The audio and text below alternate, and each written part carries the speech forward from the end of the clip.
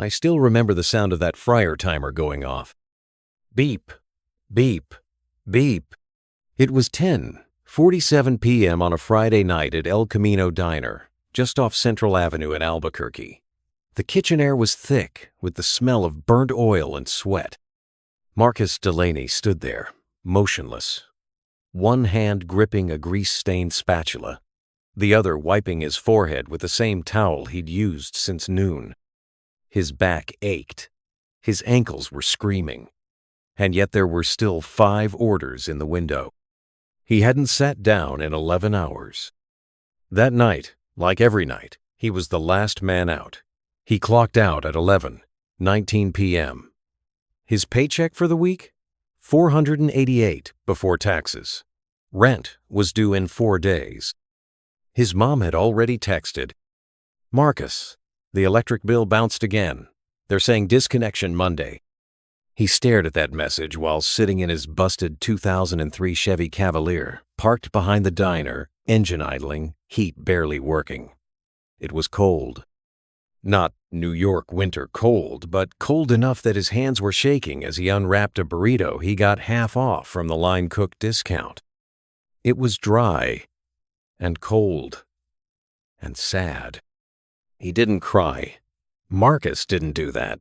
He just stared. How the hell did I get here? He was 33, still living with his mom and younger sister in a double-wide trailer in the South Valley, still working the grill in a place that barely upgraded their ketchup brand in 10 years, still driving the same car since high school, still broke. And it wasn't like he hadn't tried. Marcus had done everything they said. Went to culinary school 2 years before dropping out because of debt. Took every job he could. Prep cook, line cook, food runner. Worked double shifts, holidays, nights when everyone else was home watching Netflix. And for what? So he could stand in a cracked leather seat, eating cold leftovers in the dark, praying his bank account wouldn't go negative by morning? He opened the Wells Fargo app. Balance, 12.43. Next direct deposit, 5 days away. He didn't scream. He didn't punch the steering wheel. He just leaned back. His eyes wandered upward, catching the glowing red letters of a neon sign flickering above the diner. Open 24 hours. But something about it felt cruel. Because Marcus? He felt closed. Shut down. Numb. He reached into his glove box, pulled out a wrinkled notebook. It had scribbles from years back, menu ideas, dream food truck names, even a crude logo sketch of a grilled cheese sandwich melting over a flame. He stared at that sketch for a long time. Back when he drew it, he used to believe it meant something. That maybe, one day, he'd have a truck of his own, that he wouldn't be stuck serving someone else's dream, that he'd be the one deciding the menu, the hours, the vibe, the life. But that was before life buried him under rent, debt, and double shifts. That was before he started believing maybe the dream wasn't for guys like him. He slammed the notebook shut, put the car in drive, started home. But the ache in his chest didn't fade. And as he turned onto the freeway ramp, that same sentence kept echoing like a whisper he couldn't drown out. If you're good at something, why are you still broke? He didn't know it that night, but that question? It would lead him to a book.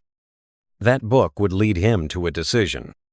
And that decision would lead him to a parking lot 19 months later, where 43 people stood in line under the New Mexico sun, waiting to get their hands on a grilled cheese sandwich from a food truck with a name they were starting to talk about all over TikTok. But back then on that cold, silent night, Marcus had no idea any of that was coming. All he knew was this. He was done being tired, done being broke, done giving the best hours of his life to someone else's dream. And deep down, something told him, if you don't change something now, you'll be right here next year. Same car, same cold burrito, same 12. So what changed? Everything. And it all started with a 3-library card and a book that made him believe again. Marcus Delaney wasn't a quitter, but life had a way of asking him, again and again, "How much more can you take?" He was born and raised in Albuquerque, New Mexico, the edge of the South Valley, where chain-link fences outnumbered trees and kids learned early not to dream too big. His dad walked out when he was 8. His mom, Rosa, raised him and his younger sister Camila by herself, juggling cleaning gigs and night shifts at the hospital cafeteria. She was the kind of woman who could sew a ripped backpack, balance a checkbook, and pray through her panel in the same day. Marcus learned to cook because he had to. By 12, he was making dinner every night: beans, rice, eggs, toast, whatever they could afford. His favorite memory? A Sunday when they found a half-off rotisserie chicken and turned it into tacos for 3 days straight. Food became his love language. He didn't talk much in school, but he lit up behind a stove. After graduating high school, barely he enrolled in a 2-year culinary program with dreams of becoming a chef. He dropped out halfway through when tuition and life collided. His mom had a medical scare. Bills piled up. Marcus left school and never looked back. For the next decade, he did what he could. Line cook, short order, fast food, gas station burritos, airport concessions. He worked, always worked, rarely had a day off, never took a vacation. Most months, he came home with just enough to pay his share of rent in the double-wide trailer he still shared with his mom and sister. The trailer wasn't glamorous. The AC broke every summer, the water heater groaned every winter, and the kitchen ironically was too small for 3 people to stand in at once. But it was home. It had laughter. And leftover pozole on Fridays. Still, it wasn't enough. He knew it. By 33, most of his high school friends had either left town, settled into stable jobs, or gotten stuck like him. Marcus didn't have savings, didn't have credit, didn't even have health insurance. What he did have: calloused hands, a worn-out car, a reputation as the reliable one at every job but never the promoted one. Sometimes, when no one was around, he'd scroll through Instagram and see 20-somethings opening restaurants, launching food trucks, going viral with recipes he knew he could outcook in his sleep. It wasn't jealousy, it was shame. Because deep down, he knew he was capable of more. He had notebooks full of ideas, a late-night food cart with Korean, Mexican fusion, a breakfast, only taco stand, a grilled cheese truck with 12 variations. But they stayed as ink on paper. Because how do you launch a business when you're already drowning? What do you do when you have ideas but no money, no connections, no safety net? You survive, you cook, you serve others, and you wonder if your dreams were just youthful mistakes. Camila, now 20, was going to community college. She worked part-time at a bookstore and studied graphic design. Sometimes she'd tease Marcus, saying, "Bro, you should let me design your food truck logo already." He'd laugh it off, but it always stung. Because even his baby sister believed he could do more than he allowed himself to believe. Still, every time he thought about trying something, reality punched harder. Gas prices, rent hikes, medical bills, overtime shifts. It was a treadmill he couldn't get off. Until one day after another long shift, another silent dinner, another bounced utility notice, Marcus stood in the bathroom of the diner staring at himself in the mirror. His shirt was soaked with sweat and oil. His hands smelled like onions. His eyes were tired in a way sleep wouldn't fix. And for the first time in his life, he whispered, "I can't keep doing this." But what next? Where do you go when you don't even know the first step? Turns out, for Marcus, the first step wasn't a business loan, wasn't a partner, wasn't a secret investor. It was a book. sitting on a dusty shelf at a public library with a red sticker on its spine that said 100 Startup. It was a Tuesday dry, warm and windy. The kind of New Mexico spring afternoon where the sun beats down hard but the breeze still feels like winter's ghost. Marcus had the day off. Not because he wanted it, but because the diner had overstaffed. They cut his shift last minute. No pay. No warning. He didn't want to go home and not to the silence, not to the guilt of watching his mom stretch groceries or seeing Camila stress over schoolwork and bills. So he drove aimlessly, ending up in a part of town he hadn't visited in years, the Barella's neighborhood. His stomach grumbled, but he ignored it. He'd already skipped breakfast to save money. Then he saw the building, Southside Public Library. It was small, quiet, with faded murals on the walls and 3 cracked parking spaces out front. He hadn't stepped inside a library since he was 21, but something pulled him in. Inside, it smelled like old carpet, paper, and air conditioning that had seen better days. Kids whispered near the computers. An older woman scanned books at the counter. And in a quiet back corner near the small business personal finance shelf, Marcus saw a display with a handwritten sign, "Books that help you start something." There were titles he didn't recognize, Side Hustle Nation, The Lean Startup, 0 to 1. But one thin paperback caught his eye. The 100 Startup, Chris Guillebeau. The title almost made him laugh. 100? He barely had 10. But something about the subtitle pulled him in deeper. Reinvent the way you make a living. Do what you love and create a new future. He grabbed it, found a quiet chair near the window, and began to read. The first chapter hit like a gut punch. You already have the skills you need, you just haven't monetized them yet. Marcus froze. He reread the line. He thought about the way his coworkers devoured his grilled cheese mashups during lunch breaks. How customers always asked who made the jalapeno sauce. How even his manager once joked, "You cook better than the guy who owns the place." But Marcus had never thought of himself as someone who could monetize anything. That was for influencers, people with clean credit, startup bros in San Francisco. Not a broke cook in Albuquerque. Still, page after page, Chris Guillebeau broke it down. Start small. Start with what you know. Solve a problem. Create value. Don't overthink it. Marcus leaned in. The book wasn't hype. It was practical. It told stories of people who started t-shirt brands, home bakeries, travel blogs using nothing but a basic skill, a simple offer, and a bias for action. And the best part? Most of them started with less than 0, some with just 100. Marcus kept reading, heart thumping. One page asked, if you had to make 500 in the next 30 days without applying for a job, what would you do? He closed the book. That question sat on his chest like a brick. He took out his phone, opened the Notes app, and typed, "What can I do that people already value? Cook fast, tasty food. Talk to customers. Build daily specials. Make sauces. Keep food costs low.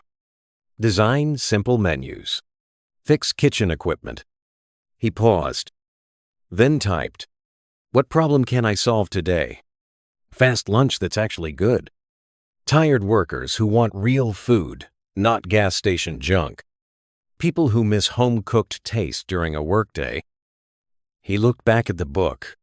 One line near the end of the chapter jumped out again. When you combine usefulness with personal passion and take action, you become unstoppable. Marcus blinked hard. He didn't cry, but something shifted. Something deep. For the first time in years, he didn't feel like a cog in someone else's system. He felt like maybe, just maybe, he could build something of his own. Not big, not fancy, but his. That afternoon, Marcus checked the book out, tucked it under his arm, and stepped into the sun. And as he got into his car, that same old Cavalier, engine wheezing, windows stuck halfway, he whispered to himself, "What if I just tried?" He didn't have a business plan. He didn't have startup money. But he had an idea. He had hands that could cook. And no, we had a reason to believe that was enough. That night, Marcus couldn't sleep. He reread Chapter 4 of The 100 Startup twice. It was all about launching before you're ready. Don't wait for perfection. Launch, listen, adjust. People pay for done not perfect. The words bounced around in his head like sparks in a dark room. At 2:37 a.m., still wide awake, he took out his old sketchbook, the one with the grilled cheese logo he'd drawn 5 years ago. He flipped to a blank page and wrote in big block letters, "Start with what you can afford."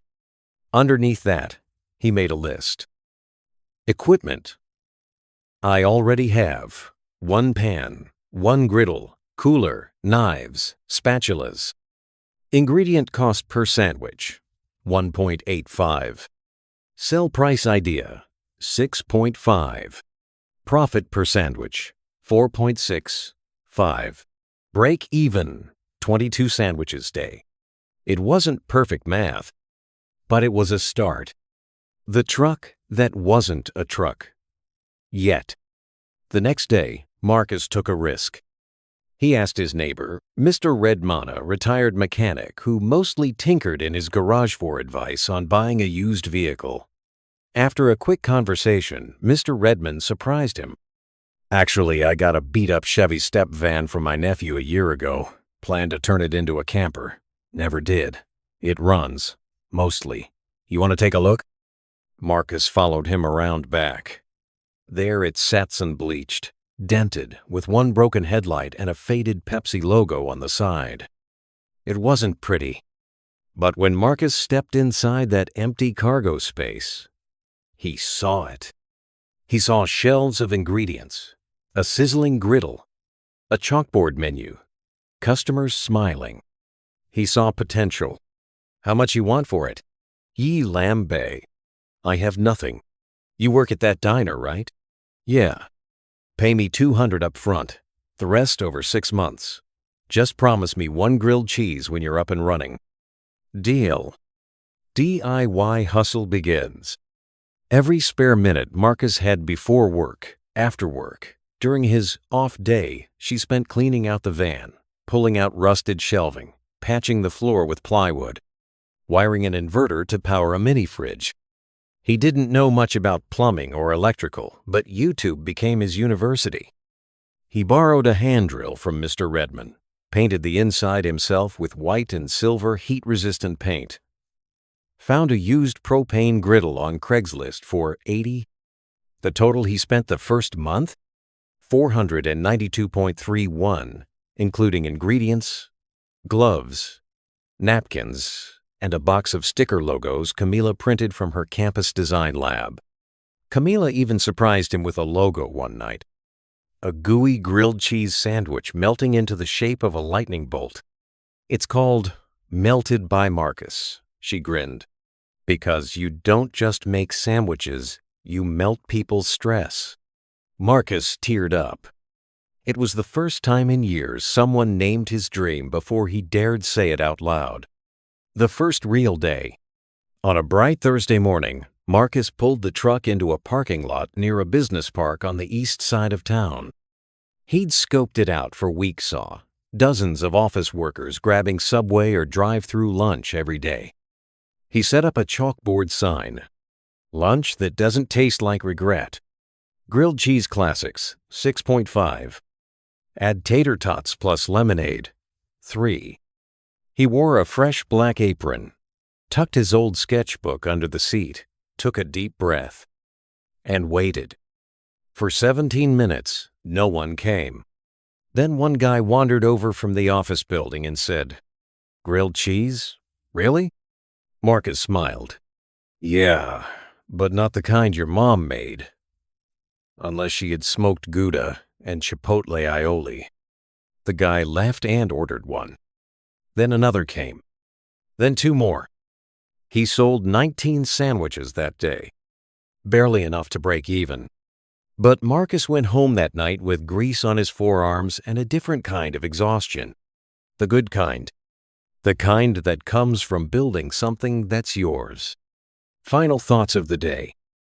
That night, lying on his old twin mattress, Marcus opened the 100 Startup again and underlined this sentence. People are already spending money. Your job is to give them a better option. He smiled. Tomorrow, he'd return to the same spot, this time with extra lemonade and one more kind of grilled cheese. Because today, he wasn't just cooking. He was beginning. The first few weeks were slow, not discouraging but humbling. Some days, Marcus sold 20 sandwiches. Some days, just 8. There were shifts when he ran out of lemonade by noon and shifts when the tots went untouched. He was still working part-time at the diner just to cover gas and groceries, but something had shifted in his eyes. He had a reason to wake up. One day, a woman in a business suit stopped by the truck and asked, "Do you have anything gluten-free?" Marcus froze. He didn't. But instead of shrugging, he asked, "Would you come back if I did?" She nodded. So he went home that night and created a new variation, using gluten-free sourdough he sourced from a local bakery. 2 days later, she returned, and she brought 3 coworkers. That week, Marcus reread the chapter in 100 Startup on listening as your marketing strategy. You don't need to guess what your customers want. Ask them, watch them, then give it to them better than anyone else. So Marcus started asking.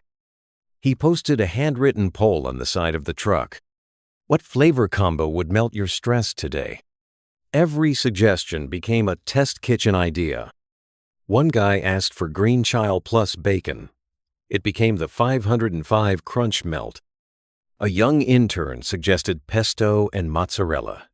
That became the lunch break in Rome. Someone dared him to make a spicy sweet combo. He created a jalapeno honey grilled cheese, which unexpectedly blew up on TikTok.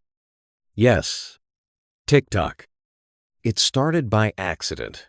Camila visited the truck one Thursday and filmed a 30-second clip of Marcus flipping a sandwich in slow motion, the cheese pulling apart like a commercial. She added a caption, "My big bro finally chased his dream. His food slaps. Support local." They posted it at noon. By 7 p.m., it had 80 views. By the next morning, 42, 0. By that weekend, over 130, 0. People started showing up and asking, "Hey, are you the guy from the grilled cheese video?" That one video doubled his sales in 5 days. Marcus didn't know how to go viral, but he knew how to show up.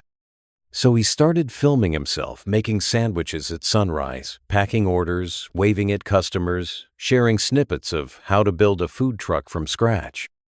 He wasn't selling, he was storytelling. And the people responded. One day, a woman messaged his Instagram page.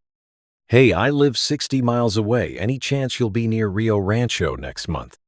Marcus smiled. "No, but now I'm thinking I should be." That's when the second van came. He found it on Facebook Marketplace, an old USPS vehicle for $2,500. He used every dollar of profit he'd saved, maxed out his overtime at the diner, and borrowed $800 from his mom. Within 6 weeks, he'd wrapped it in matching branding, trained a friend to run it, and launched Melted by Marcus, Route 2, to serve a whole new side of town. He applied another key principle from 100 Startup. When something works, replicate it quickly. Systems beat spontaneity. So he wrote everything down. Step-by-step instructions for prep. How to layer each sandwich so the cheese melts evenly. What to say when someone complains. How to write Instagram captions that feel human. It wasn't fancy, it was scrappy, but it worked. Sales climbed. Reviews came in. Lines got longer. People waited in the sun just to get the crunch melt with a cold lemonade. One day, a local news anchor called him and said, "We're doing a feature on small businesses thriving after the pandemic. You interested?" Marcus paused. He remembered all the years of silence, of being overlooked, forgotten, underpaid. Now someone wanted his story. He said yes. And that night, as he watched himself on the 6 o'clock news holding a grilled cheese sandwich and grinning nervously, he thought of something Chris Guillebeau wrote. The work you do for yourself, by yourself, may just change everything around you. He didn't fully get it at the time, but he would. Because the real breakthrough wasn't the sandwich. It was the system. And he was just getting started. Growth is exciting until it starts to crush you. By the 10th month, Marcus had 3 trucks running, 3 cities, 3 different crews, and over 700 combined orders per week. What started as grilled cheese on the corner had become a small, hungry machine. The kind that needed fuel time, people, structure, strategy, and Marcus was running low on all of them. It began with a simple tech upgrade. Camila had convinced him to start accepting online pre-orders through a website connected to his new point-of-sale system. The plan was smart. Speed up lunchtime service, reduce cash handling, and let customers skip the line. But Marcus didn't fully understand the back end. One Friday morning, the system glitched. Pre-orders for Truck 2 in Rio Rancho were somehow routed to Truck 1 in Albuquerque. That afternoon, 47 customers showed up for their meals and got nothing. Some were patient. Most were not. One woman filmed herself complaining on TikTok. Stood in line for 30 minutes to get nothing. Melted by Marcus? More like melted my time. Don't believe the hype. It got 80, 0 views. And it hurt. That night, Marcus stared at his Shopify dashboard and saw dozens of cancellation emails, refund requests, chargebacks. One angry customer even emailed a photo of his crying 5-year-old holding an empty sandwich wrapper. Marcus sat alone in the back room of his commissary kitchen, surrounded by bulk cheese boxes and cold silence. His head rested on the stainless steel counter. His phone buzzed nonstop with messages from drivers, customers, his sister. He didn't answer. He just sat there, eyes closed, breathing slowly. For the first time since he started this journey, he thought, maybe I got ahead of myself. Maybe I'm not built for this. The pressure wasn't just business, it was everywhere. His mom had been hospitalized briefly that month after a fall. Camila was overwhelmed with finals. 2 of his employees were bickering daily. Another had just quit mid-shift. And Marcus? He hadn't slept more than 4 hours a night in 2 weeks. The dream had started to feel like a job again. A louder, heavier job with no off button. That weekend, he tried to keep things running. But the spark was gone. Orders slowed. He moved slower. For the first time, a customer asked, "You okay, man? You don't look like yourself." He wasn't. The following Monday, Marcus did something he hadn't done since the day he checked that book out of the library. He stopped. He closed early, turned off the phone, locked the trucks, and went home. That night, he took out the 100 startup again. The cover was now smudged, pages folded, highlighter fading, but the message was still sharp. He flipped to a chapter he remembered well. Chaos comes when growth is unmanaged. Speed is nothing without structure. And then another line, underlined in pen months ago. You don't need to be everything to everyone. You need to protect your core. Marcus sat on his bed, book in his lap, breathing deep. Then he took out a notebook and wrote one question. What is the one thing only I can do in this business? It wasn't taking orders. It wasn't frying tots. It wasn't posting on TikTok. It was vision. It was direction. It was building the system, not being buried inside it. The next morning, Marcus called a meeting with his small team, 6 people now, across 3 trucks. They met in a warehouse parking lot, folding chairs circled under the shade. He stood in front of them, notebook in hand, eyes still tired but clearer than they'd been in weeks. "I screwed up," he said. "Not because we failed, but because we grew without structure. And now we fix it. Together." They listened. Some nodded. One clapped. He outlined a new plan. A simplified menu across all trucks. A pause on expansion until back-end systems were rebuilt. A dedicated ops assistant to manage inventory and schedules. Real-time support system for drivers. And a backup manual system if tech failed again. He also announced something unexpected. He was taking 1 weekend off. No phone, no truck, no cheese. Camila smiled. "Good, because you were starting to melt too, bro." That weekend, Marcus drove 2 hours north to a quiet Airbnb cabin in the hills near Santa Fe. No service, no noise, just wind and trees. He brought one thing with him. That same library book. And a pen. Because this time, he wasn't writing a to-do list. He was writing a new planet just to grow again, but to grow better. And as the sun dipped behind the trees, Marcus whispered into the still air, "I'm not stopping. I'm just slowing down to build what lasts." The Monday after the cabin trip, Marcus came back to the city different. Not louder, not more confident, just clearer. He didn't rush into the truck like before, didn't immediately start chopping onions or refilling sauces.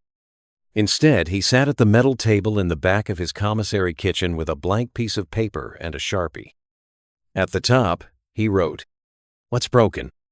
And below that, in sharp bullet points, "I'm doing too much. Nobody else knows the full system but me. Social media is inconsistent. Customers love the food, but hate the wait. Inventory is chaos. New hires quit within 2 weeks. I haven't slept through the night in a month." Then, under it, another heading. What would a real business do? The answers flowed faster. Hire someone to run day-to-day ops. Automate order tracking. Simplify the menu. Schedule content in advance. Train staff using Video Plus printed SOPs. Document everything. Create a rhythm, not a reaction. Marcus realized something. He hadn't built a business. He'd built a job with fireworks exciting, fast, and unsustainable. It was time to change that. The first move? He hired a part-time operations assistant off Upwork. Her name was Tasha, former event manager from Phoenix, who knew how to handle logistics, vendors, and supply chains better than he ever would. She didn't know grilled cheese, but she knew systems.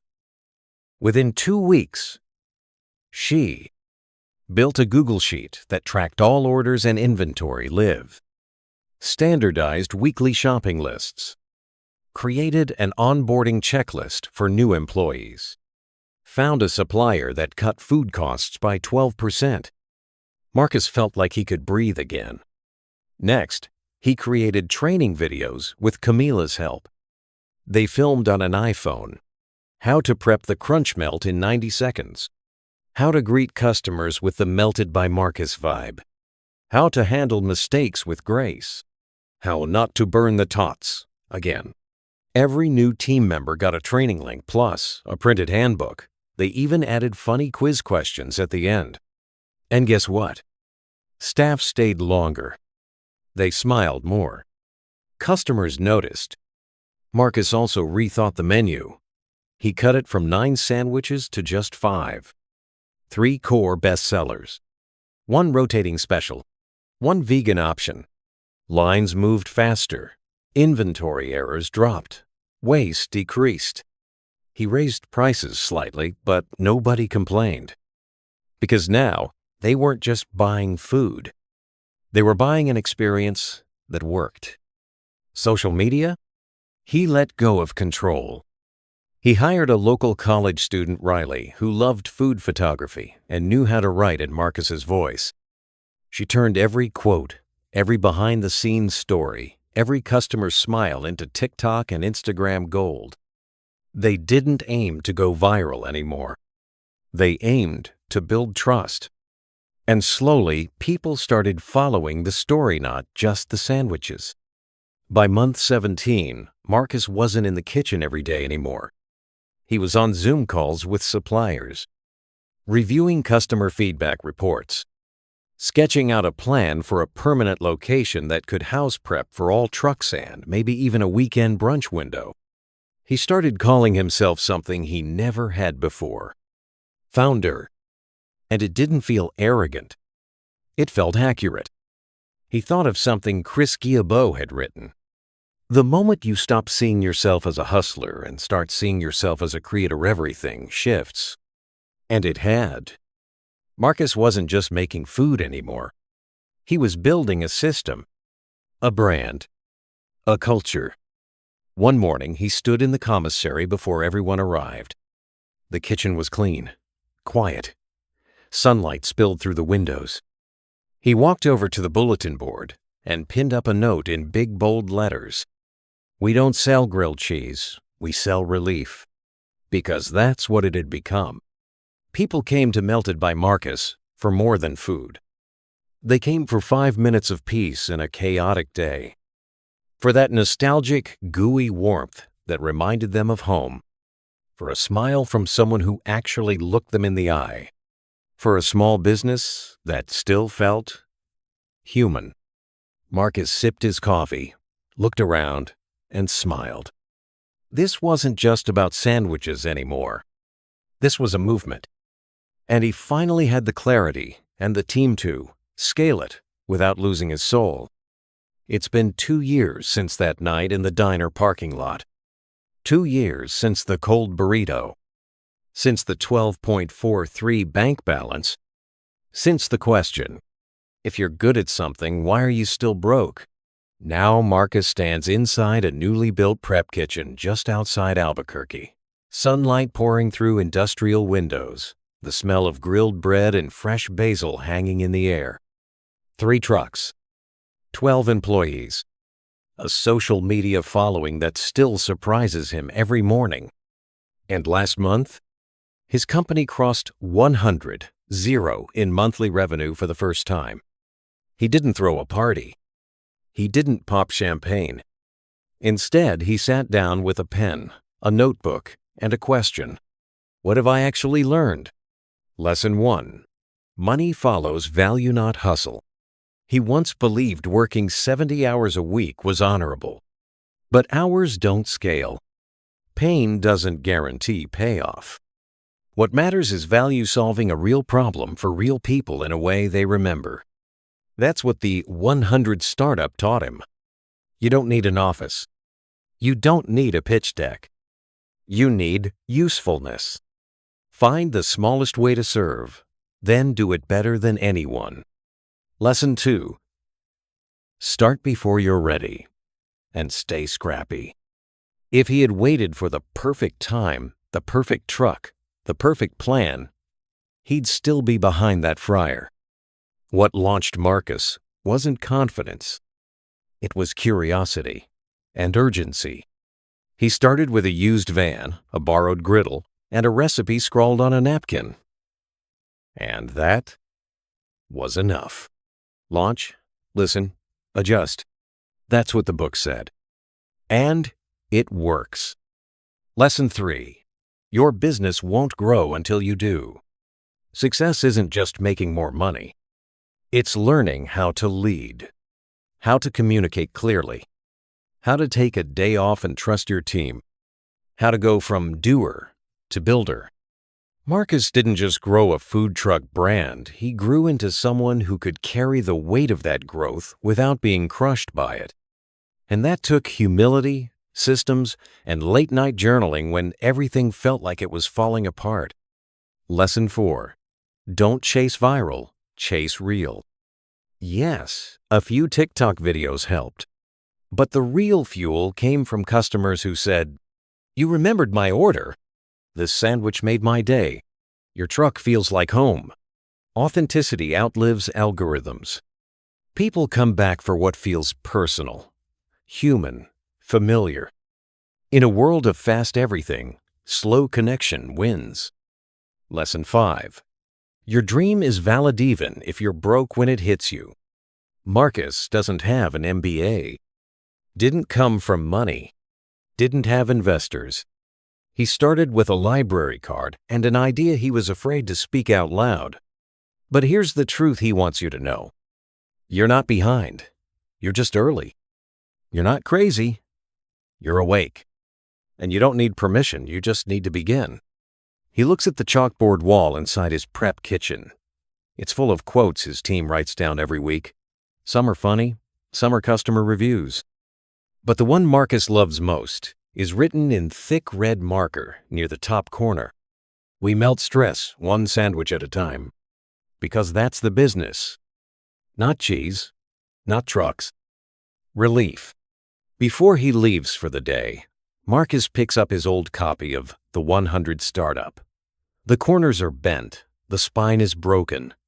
Inside the front cover, he once scribbled something in pencil. "I hope this book is right." Now he writes underneath it in ink. It was. If you're listening to this, maybe you're like Marcus was. Working long hours. Feeling stuck. Waiting for something or someone to give you permission. This is it. You don't have to stay where you are. You can start with what you know. You can launch small. You can build slow. You can listen and learn and serve. And one day, you might look up and see a line of people waiting for something you created. Not because it was easy. Not because you had it all figured out. But because you dared to try. So whatever your version of a food truck is, whatever you've scribbled in the back of a notebook, whatever idea you've pushed aside because it didn't seem real enough, dust it off. Test it. Build it. Even if all you have is 100 and a little fire in your chest. That's all Marcus had. And now? He's not rich. He's not famous. But he's free. And maybe that's the real success story after all.